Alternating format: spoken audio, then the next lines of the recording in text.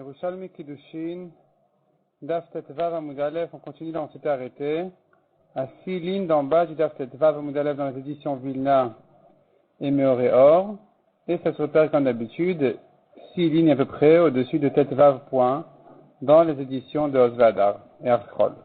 Donc on revient, là on en était, Rav Yehuda Shal, 6 lignes d'en bas. Rav Yehuda Shal et Rabbi Elazar. Rav Yehuda Shal et Rabbi Elazar, Bechor Shenitraf Betor Shloshim. Qu'est-ce qu'on fait d'un fils aîné, un premier garçon, à qui il aurait fallu faire la mitzvah du Pidyon Haben, mais dans les 30 jours de sa naissance, Nitraf, il a passé un accident, une maladie ou quoi, et donc il a eu un problème dans les organes qui fait qu'il ne pourra pas vivre longtemps. Est-ce qu'il faut le racheter ou pas? Amarle, il a répondu Kema Shemet ou Patour. C'est comme s'il était mort, puisque dans les 30 jours de sa naissance, il a eu ce problème, cette maladie. C'est comme s'il était mort, et donc le père est Patour de lui faire Pidyon Haben. Ou Patour, mais Mechamat Laim Shelben. Donc il est Patour de payer les 5 Laim du fils.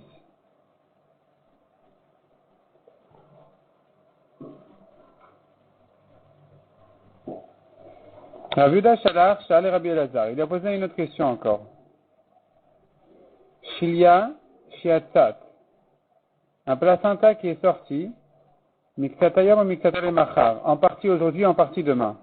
Comment on calcule les jours de Touma et de Tahara de la maman qui a accouché? Enfin, qui a eu cette fausse couche en fait. Le placenta est sorti un peu aujourd'hui, un peu demain. Et on sait bien que les jours de Touma, une femme qui a accouché, peu importe si c'était un bébé ou une fausse couche, elle doit compter 7 jours de Touma pour un garçon ou 14 pour une fille, et ensuite 33 jours de Tahara pour un garçon et 66 pour une fille. Pendant les jours de Tahara, tous ces sangs sont purs. Pendant les jours de Touma, quoi qu'il se passe, elle est tmère. Donc ici, depuis quand on compte les jours? Quand ça commence à sortir aujourd'hui et un peu demain. Amal lui a répondu, on prend la khumra dans les deux sens. Imledam taor, monam yam arishon. Les jours où son sang il est taor se terminent en comptant à partir du premier jour. Les imledam tameh, monam yam sheni. Et quand elle compte les jours de Touma, elle les compte à partir du deuxième jour. Ils ne vont se terminer que à la fin des jours en comptant à partir du deuxième jour. Amar Rav Matan Yada de Temar, il dit cela n'a été dit que Beshello Yataim Avlad, que s'il n'y a pas eu un bébé avec. Avalim Yataim Avlad, mais s'il y a un bébé qui est né en même temps, alors Ben Edam Toar, Ben Edam Tameh, aussi bien pour les jours du sang Taor que pour les jours du sang Tameh, Ena Mona la Mishat Yetziat Avalad. Elle ne compte qu'à partir du moment où le bébé il est sorti. On ne regarde plus le début ou la fin du placenta, ce qui nous intéresse c'est la naissance du bébé. Rav Yehuda Shalach le Rabbi Elazar. Encore une question il a posée, toujours Rav Yehuda, Rabbi Elazar. Shomer Shemasar la Shomer, un gardien qui a transmis la garde à un autre gardien. Donc Reuven a demandé à Shimon de lui garder un objet. Shimon a demandé à Lévi de garder cet objet-là de Reuven. Et ensuite il y a eu un problème sur l'objet. Et il faut savoir est-ce qu'il est chayav. Est-ce que Shimon, le premier gardien, est chayav ou pas? Amar la Rishon chayav. Rabbi Elazar lui a répondu, le premier il est chayav, il n'aurait pas dû donner la garde à quelqu'un d'autre que lui. Donc il est chayav, c'est comme une pshia, il a mal gardé. Rabbi Yochanan Amar Arishon chayav, Rabbi Yochanan aussi il est d'accord avec ça, avec Rabbi Elazar que le premier il est chayav, mais Rabbi Shimon ben Lakish Amar Hasheni chayav. Selon Resh Lakish c'est le deuxième qui est chayav et pas le premier. La Gemara nous ramène dessus une Mishnah. Taman Taninan, on a appris une Mishnah qui dit ailleurs, Asocher paramechavero vishila leacher. Quelqu'un qui a loué, il a loué la vache de son ami. Reuven avait une vache, Shimon a loué la vache de Reuven, et il l'a prêtée à Lévi. Ou metakedarka, et la vache elle est morte. Qu'est-ce qu'on fait ici? Alors ici il y a une différence entre un locataire et un emprunteur. Un locataire, il est pas tour dans un cas de honnête. Dans un cas où la vache elle est morte, il ne peut rien, il n'est pas tour. Mais celui qui a emprunté, il est chayav. Donc qu'est-ce qu'on fait ici? Shimon va jurer à Reuven, le propriétaire de la vache, qu'il n'y peut rien, la vache elle est morte naturellement. Ve'ashoel meshalem lasocher. Lévi qui a emprunté la vache à Shimon devra la dédommager, la payer à Shimon. Il se trouve finalement que Shimon a gagné une vache comme ça gratuitement. Il a loué une vache, il l'a reprêtée, et voilà qu'il a fait une bonne affaire parce que la vache elle est morte, et donc maintenant c'est lui qui la récupère, il n'a même pas besoin de la rendre à Reuven, le propriétaire. Il pourra lui dire, elle est morte, j'y peux rien. Amar Rabbi Yossé, Ketan hala oset chora, ne parato shalze. Rabbi Yossé dit, comment peut-il faire du commerce sur la vache de son ami? Et la tarzor par la béalim. Il faut rembourser la vache au propriétaire. Donc Shimon, qui a reçu la vache de Lévi, devra la rendre à Reuven. Là-dessus dit la Gemara, Rabbi Ila Beshem Rabbi Anai, Vehu Shenatan Oreshut Lash'il. Rabbi Anai, il pense comme Rabbi Elazar et Rabbi Yochanan qui ont dit en haut qu'un gardien n'a pas le droit de transmettre à un autre gardien. Ici aussi, ce que les Chachamim ont dit qu'il a gagné une vache, c'est-à-dire que le locataire a gagné la vache qu'il a prêtée en fait. Shimon qui a loué et reprêté à Lévi, eh bien, il gagne la vache parce que Lévi, il va la dédommager, il va la payer à Shimon, et Shimon n'aura pas besoin de la rembourser à Reuven. Et donc ça n'a été dit que lorsque Reuven a permis à Shimon de prêter la vache. Aval imlo natan reshut lashil lobeda. Mais si Reuven n'a pas permis à Shimon de prêter la vache, on n'a pas dit que, dans ce cas-là, on ne dira pas que Shimon a le droit pourra gagner une vache, pourra faire payer à Lévi la vache et que lui-même il prenne l'argent. Non, l'argent devra passer directement à Reuven. Parce que Shimon, finalement, ça s'appelle une pshia. Il a mal gardé en prêtant la vache à quelqu'un d'autre. C'est ce que dit donc Rabbi Anai. Donc il est d'accord aussi qu'un gardien n'a pas le droit de transmettre à un autre gardien comme ça. Vetan et Rabbi Aken. Rabbi aussi l'a enseigné ainsi. Donc Rabbi c'est le 4e Amora cette fois-ci. On en est au 4e Amora déjà. De dire qu'on n'a pas le droit de prêter ou de transmettre la garde à quelqu'un d'autre. On avait Rabbi Elazar qui avait dit le premier gardien qui l'a transmis à un deuxième, il est chayav. On a vu Rabbi Yochanan qui avait dit ça aussi. On vient de voir pour Rabbi Anai qui dit on n'a pas le droit de transmettre la garde à quelqu'un d'autre. Et voici Rabbi Chia lui aussi, le 4e, qui pense aussi comme ça et qui dit En hashel rachai lash'il. Un emprunteur n'a pas le droit de reprêter. Velo socher rachai laskir. Un locataire n'a pas le droit de louer. Velo hashel rachai laskir. Un emprunteur n'a pas le droit de louer. Velo socher rachai lash'il. Ni un locataire n'a pas le droit de prêter. Velo mishufka deslo rachai laskir de salacher. Un gardien n'a pas le droit de transmettre la garde à quelqu'un d'autre. Ela miken atlu reshut min baalim, sauf s'ils ont reçu l'autorisation du propriétaire. Vekulan sheshinu shalom midat baalim. Et celui donc qui a finalement donné la vache à quelqu'un d'autre, comme on a dit, il a prêté, il a loué, alors qu'il n'avait pas le droit, il n'a pas reçu le droit du propriétaire, eh bien, puisqu'ils ont changé de l'intention du propriétaire, chayavin, ça s'appelle une pshia, et ils sont chayavim, ils sont responsables complètement. La Gemara demande Veshoel, quand il a emprunté, pourquoi tu me dis il est chayav s'il a reloué ou s'il a reprêté? Même sans ça, il doit être chayav. Afilu loshina chayav. Celui qui emprunte, il est toujours responsable de tout ce qui va arriver.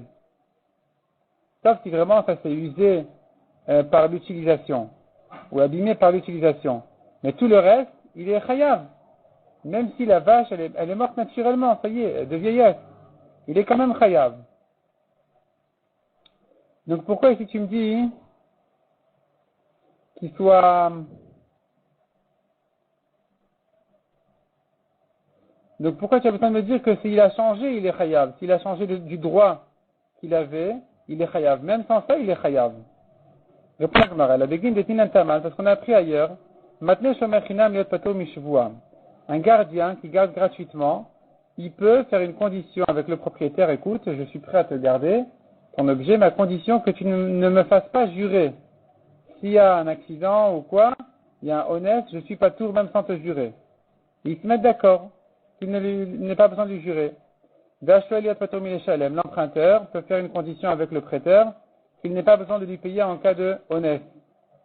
C'est pour ça qu'on a besoin de te dire, que même s'ils ont été d'accord, ils sont mis d'accord qu'ils soient pas tous dans un cas de honnête, chayav. Ici, il est chayav parce que c'est une pshia. C'est pas honnête. Honnête, c'est un cas de force majeure. Ici, chayav, c'est lui qui est fautif. Il n'avait pas à transmettre la garde à quelqu'un d'autre, il n'avait pas à prêter ou à relouer à quelqu'un d'autre. Donc il est chayav. Donc voici ici Rabbi Chia, un 4e Amora, qui pense qu'un gardien n'a pas le droit de transmettre la garde à quelqu'un d'autre. Bikash Lashbiat Hashoel Nishba Minada. La Gemara dit ici maintenant Bikash Lashbiat Hashoel. Ça veut dire quoi? Et Reuven il dit à Shimon, écoute, au lieu que toi, on revient donc au premier cas. On avait dit Shimon a loué la vache de Reuven et il a reprêté à Lévi. Shimon doit jurer à Reuven qu'il n'y peut rien, elle est morte naturellement, et Lévi va payer à Shimon. Si maintenant Reuven il dit à Lévi, je voudrais que ce soit toi qui me jures qu'elle est morte naturellement et qu'il ne s'est pas passé quelque chose ou que tu n'as pas été fautif. Il peut le faire jurer. Lévi ne peut pas lui dire, écoute, ça ne te regarde pas, je ne te connais pas, moi j'ai emprunté de Shimon. Non, Reuven il peut lui dire, écoute, c'est ma vache, tu me jures. Donc Nishba, il doit jurer. Minada, on pourrait le prouver de là, Katavla, un homme qui écrit à sa femme, Neder Ushvoa en li alaych. Je ne te ferai jamais jurer, jamais je ne te ferai de Neder, quand tu viendras réclamer ta ktuva, tu le prendras sans problème. Je ne te ferai pas jurer que tu n'en as pas déjà touché ou reçu ou quoi. Et donc il ne peut plus la faire jurer. Il peut faire jurer ses héritiers ou ses acheteurs. Si elle a vendu sa ktuva, ou elle est morte et ses héritiers viennent réclamer la ktuva, il peut les faire jurer. Jurez-moi que ma femme n'a rien pris déjà de la ktuva. Adamra, cela veut dire, tu vois ici que le mari peut faire jurer ceux qui viennent au nom de sa femme, les héritiers de sa femme, les acheteurs de sa femme. Donc ceux qui viennent en son nom, il peut les faire jurer. Donc de là, tu peux apprendre chez Mbikash la Shibiat Hashoel que s'il veut faire jurer aussi l'emprunteur, donc Reuven qui veut faire jurer Lévi, qui vient au nom de son locataire Shimon, chez Umashbio, il peut le faire jurer aussi directement. La Gemara dit Yalfa Minada, et on pourrait apprendre dans l'autre sens aussi. On pourrait apprendre donc, ici tu es en train d'apprendre de la femme au prêteur, à l'emprunteur, et tu pourrais apprendre aussi dans l'autre sens, de l'emprunteur à la femme. Donc, Vehai Yalfa Minada. Et l'autre va apprendre de là, Shimbikash Lashbet Aisha Shumashbia. S'il veut faire jurer sa femme. On parle d'un cas où il ne lui a pas promis qu'il va jamais la faire jurer. Il n'était pas engagé à ne pas la faire jurer. Il veut faire jurer sa femme, alors qu'elle a déjà vendu sa ktuva à quelqu'un d'autre, ou elle est morte et... Non, elle n'est pas morte, il ne peut pas la faire jurer. Elle a fait passer la ktuva à quelqu'un d'autre, elle a nommé les responsables de sa ktuva. Il dit, écoutez, moi, je veux faire jurer ma femme, qu'elle n'a rien pris déjà de ma ktuva. Eh bien, chez Umashbia, il peut la faire jurer. Il peut dire, écoute, tu me jures, même si c'est pas toi qui prends la ktuva et qu'elle est déjà passée en d'autres mains, tu dois me jurer. Et ça, justement, c'est ce qu'on apprend. C'est ce qu'on apprend donc du cas de ce qu'on vient de dire, que le premier, Reuven peut faire jurer directement Shimon. Non. C'est ça, oui, on a dit que Shimon, il jure à Reuven, et Lévi, il paye à Shimon. Comme ça, on avait dit. Shimon, qui a loué la vache de Reuven, il lui jure. Lévi, qui a emprunté à Shimon la vache de Reuven, il lui paye à Shimon. Donc, tu vois que Shimon, il doit payer, il doit jurer à Reuven, alors que la vache est déjà passée chez Lévi. Ici aussi, le mari fait jurer sa femme, alors que la ktuva est déjà passée à d'autres personnes. Amar Abchanina, l'otricha melafada minaï. Abchanina dit non, c'était pas la peine de nous apprendre et nous prouver de là à là. On n'avait pas besoin d'apprendre qu'un homme peut faire jurer sa femme alors qu'elle a fait passer la ktuva à quelqu'un d'autre. C'est sûr qu'il peut la faire jurer. Ou matricha melafai minada. Alors quelle est la lacha qu'on pourra apprendre d'ici? Yedema Rabbi la Beshem Rabbi Anai. Est-ce que Rabbi il a dit au nom de Rabbi Anai? Ou Shenatan Oreshut la Shoel. Qu'il s'agit que Reuven a permis à Shimon de prêter la vache à Lévi. C'est que comme ça que Shimon peut recevoir l'argent de Lévi sans payer à Reuven, comme on a vu en haut. Pourquoi? Parce qu'il a reçu Nathan le Reshut, il a permis de prêter. Veacha ici aussi, on devra dire de là, on pourrait apprendre de là, chez Nathan la Reshut Yubana Apotropin. Il s'agit ici que le mari a permis à sa femme qu'elle nomme ses fils responsables sur sa ktuva. Et donc il aura affaire directement à ses enfants. Mais sinon, alors, il n'a pas à tenir compte du fait que sa femme ait fait passer sa ktuva à ses enfants. Elle n'avait pas le droit de le faire, donc elle en est complètement responsable. Et donc même s'il lui a promis de ne pas la faire jurer, ici il pourra la faire jurer parce que c'est elle qui est fautive d'avoir fait passer sa ktuva à ses enfants. Amarabi aussi. Si maintenant donc Reuven a loué sa vache à Shimon et Shimon a prêté à Lévi, et que Shimon a reçu l'autorisation de Reuven de la prêter à Lévi, c'est pas pour autant qu'il va pas payer la location. Il doit payer. Il doit payer tout le temps qu'elle était louée, il doit payer l'argent qu'il avait en face à payer à Reuven. Rabbi Zira chez Rabbi Avina. Rabbi Zira demande à Rabbi Avina. Shaloua Be'alim ou Meta. Imagine-toi maintenant. Reuven a loué sa vache à Shimon. Il revient plus tard chez Shimon en lui disant, écoute, la vache que je t'ai louée, j'en ai besoin, prête-la moi. Shimon prête à Reuven la vache de Reuven. Et elle est morte. Donc Reuven ici, il est un emprunteur. Et Shimon, c'est un locataire. Shimon, il n'est pas tour quand la vache est morte. Il n'a pas besoin de la rendre à Reuven. Mais Reuven, qu'il a emprunté de Shimon, il doit la lui payer. Donc il se trouve ici que le propriétaire doit payer sa propre vache à son locataire. Amale ken anan kaimin. Il a dit ainsi, nous parlons de quel cas il s'agit. Afilu achaloua. Et peut-être ici maintenant Reuven, il a emprunté donc la vache de Shimon. Plutôt la vache que Shimon lui a louée. Et maintenant Reuven, il en a eu besoin, il a fait la shrita, il a mangé. Ici, est-ce qu'il devra payer sa vache à son locataire? Ça serait très étonnant. Amar Rabbi Yossi Berabi Boun, non. Shelem Achlou. Le propriétaire a mangé sa propre vache ici. C'est-à-dire que puisque c'est un peu une pshia, qu'il ait fait la shrita à sa vache, c'est pas un cas de honnête, c'est pas qu'elle est morte naturellement, c'est une pshia, c'est lui qui l'a tuée. Alors, dans ce cas-là, même le locataire, il est chayav. Donc finalement, il se trouve comme ça. Shimon, il vient chez Reuven et il dit, rends-moi la vache que je t'ai prêtée. Reuven lui dit, je l'ai mangée. Shimon lui dit, paye-la moi. Reuven lui dit, ah bon, je te la paye? Bon, tu sais quoi, je te la paye. Prends-la, prends l'argent. Reuven, le lendemain, il revient chez Shimon et il dit, où est la vache que je t'ai louée? Shimon lui dit, elle est morte.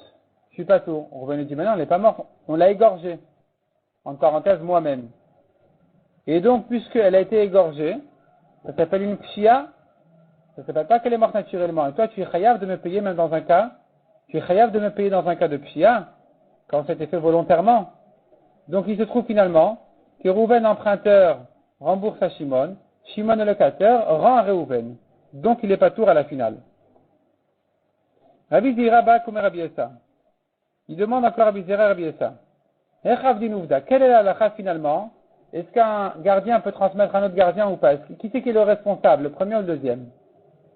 Amar lui dit, Trei kol kevel arba, le avdin uvda. Ici, il y a 2 Amoraïm contre 4.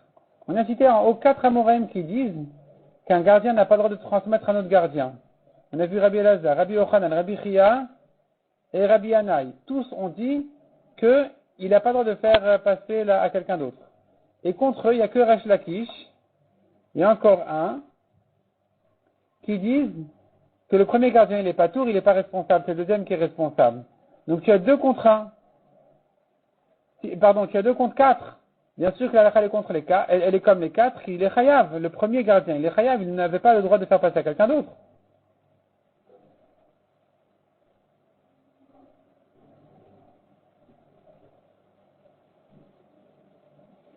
Qui sont les deux? C'est Rabbi Yehuda qui a posé la question à Rabbi Elazar et Resh Lakish, qui pense que c'est le deuxième qui est chayav.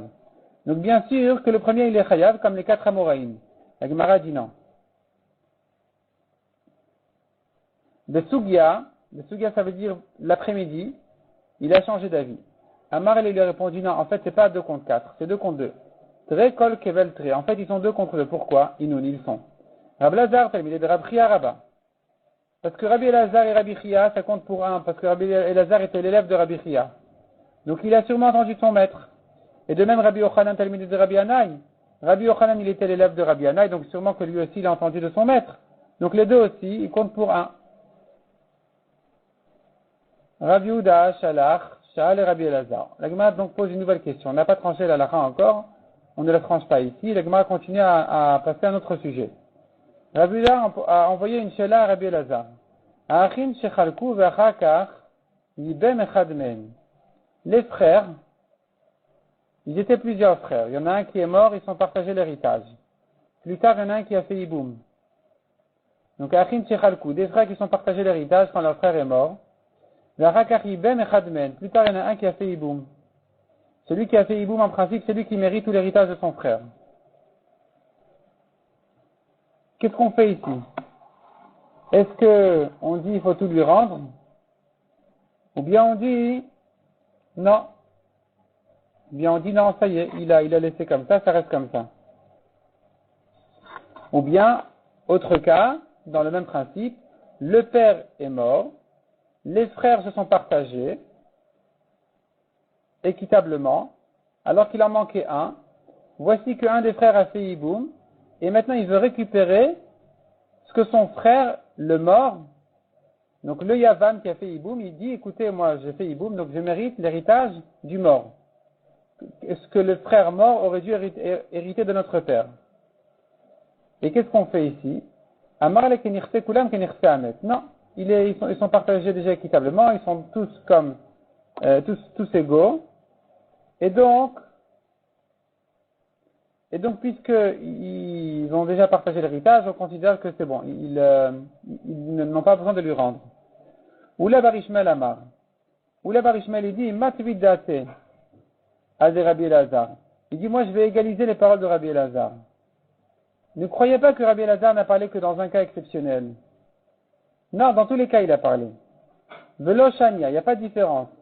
Ishichalku vacha kachibem, peu importe ils se sont partagés avant le hiboum, echad vacha kachibem echad men, peu importe ils sont partagés que plus tard il y en a un qui a fait hiboum, Yishibem echad men, vacha kach chalku. Ou bien, il en est de même, s'il y en a un qui a fait hiboum et ensuite ils se sont partagés l'héritage, dans tous les cas, zachu kulan benirse amet. Ils se sont tous partagés équitablement, ça reste comme ça. Dans les deux sens. De lama marle. Et pourquoi, si c'est comme ça, il a répondu que sur le cas où ils s'étaient partagés avant le hiboum, il aurait dû dire que dans le cas où ils se sont partagés après le hiboum aussi, le partage reste équitable, on n'a rien besoin de rendre. Répond la Gemara, Madesha le Agivé. Il a répondu à sa question. La question était sur le cas où il s'était partagé et ensuite il a fait hiboum. Sur ça, il a répondu, on laisse le partage équitable, on ne rend pas tout au Yavam. Mais effectivement, il en est de même dans le cas où d'abord il a fait hiboum mais ensuite ils sont partagés, que bien sûr, qu'on laisse le partage tel quel. Vela malosha alola. Pourquoi il ne lui a pas posé la question dans ce sens-là aussi? Dans le cas où d'abord il a fait hiboum mais ensuite ils sont partagés. Répond la Gemara, non, ça c'était évident. Ça lui était évident que, puisque après le hiboum ils sont partagés équitablement, c'est que les Havam, ils ne recherchent pas à recevoir plus que les autres. D'où on peut déduire ça? D'Amar Rabbi Avina Beshem Rabbi Asi. Bechor Shechalak Kepashut. Bechor Shechalak Kepashut. Le fils aîné qui mérite double part, s'il a partagé l'héritage comme un simple, Chazaka Viter. On tient qu'apparemment, il a été mochel et que donc, il garde le partage tel quel. Donc ici aussi, s'il a fait d'abord hiboum et ensuite ils sont partagés équitablement, c'est qu'il a été mochel. La question était que dans le cas où d'abord ils sont partagés, ensuite il a fait hiboum, est-ce qu'il peut dire, mais finalement, je mérite plus que d'autres, plus que les autres, ou non? Et sur ça, il a répondu, non, ici aussi, on laisse le partage équitable tel quel. Encore une question, Rabbi Yuda Shalach, Sha'al et Rabbi Elazar. L'Achin Shechalku. Les frères qui se sont partagés l'héritage. Comment on se partage exactement? Qu'est-ce qu'on calcule, qu'est-ce qu'on ne calcule pas? Hama le Cholkin Mashalen. On partage les vêtements qu'ils portent. C'est-à-dire les frères étaient vêtus des vêtements qui appartenaient à leur père. On compte ça dans le partage. Par contre, ve'en cholkin lo mashal bneen ve'lo mashal bnoteen. On ne compte pas les vêtements qui sont sur les enfants, les fils, les filles, les femmes. On ne les calcule pas, on n'a pas besoin de les amener au beddin. Ça, sur ça, il y a une mechila. On ne va calculer que les vêtements qu'ils portent eux-mêmes, les héritiers directement, quand ils viennent au beddin. Rabbi Miomer, aoseh shum leveto. Quelqu'un qui envoie un cadeau, des vêtements à sa femme.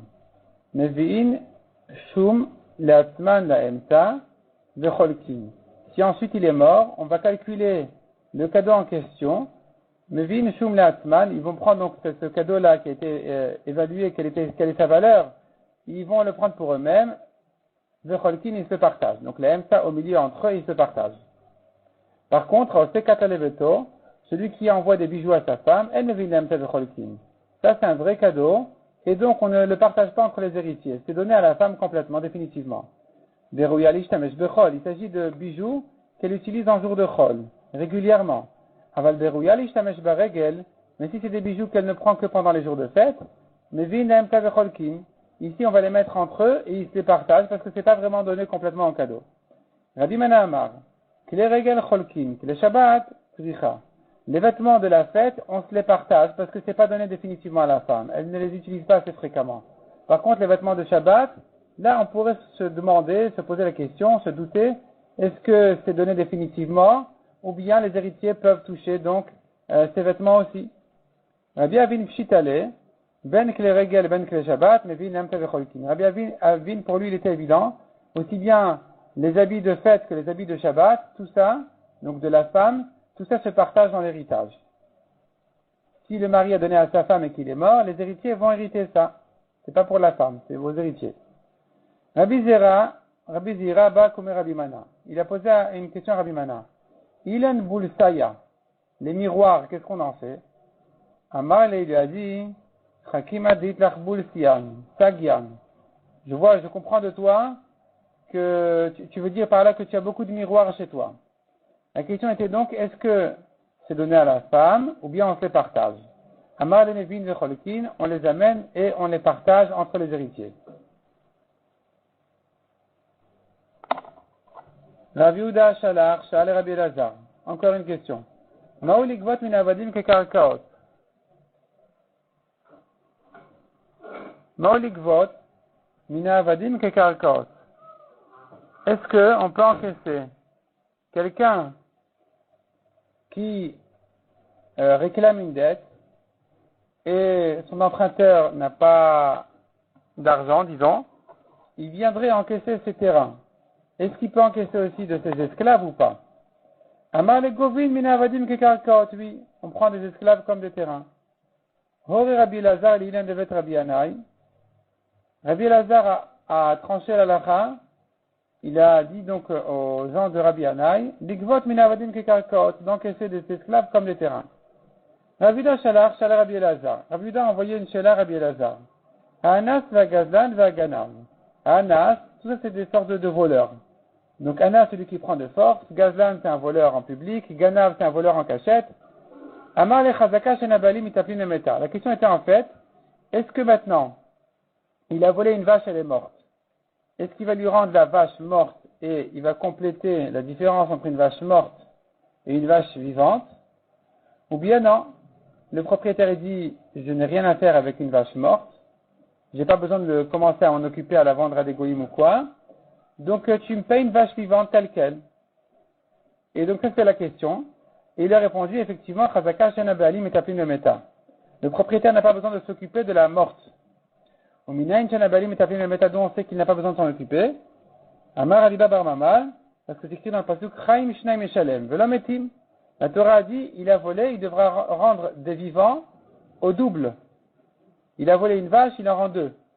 Et la Torah parle de vivants, deux vaches vivantes. En fait, le pasuk il était Ad Chaim, virgule, Shnaim Eshalem. Le mot Chaim se rapporte sur le début du pasuk. Il a volé des vivants, il rend deux. Mais la Gemara elle fait une racha ici, des vivants il va rendre en double, mais pas des morts. Donc il doit rendre les vivants et pas les morts. L'homme est ça, le voleur il se charge de la vache morte et il rend deux vaches vivantes. Parce que la Torah dit qu'il doit rendre le double si c'est un voleur en cachette. Ad Kedun Gneva, jusqu'à présent tu m'as fait une racha à propos d'un vol en cachette. Gzela, qu'est-ce que tu dis maintenant sur un vol en public? Est-ce qu'ici aussi il doit rendre, est-ce qu'il est le voleur est responsable de la mort ou pas? Amar Adiavou une vachiv et Gzela Shar Gazal, la Torah dit va rendre le vol qu'il a volé, Be'enas, tu vas prendre de là tel quel. Le vol tel quel, ça veut dire il a volé vivant, il rend vivant. Il ne va pas rendre maintenant un cadavre en complétant et ajouter le complément, non. Il doit rendre la vache vivante telle qu'elle était quand il a volé.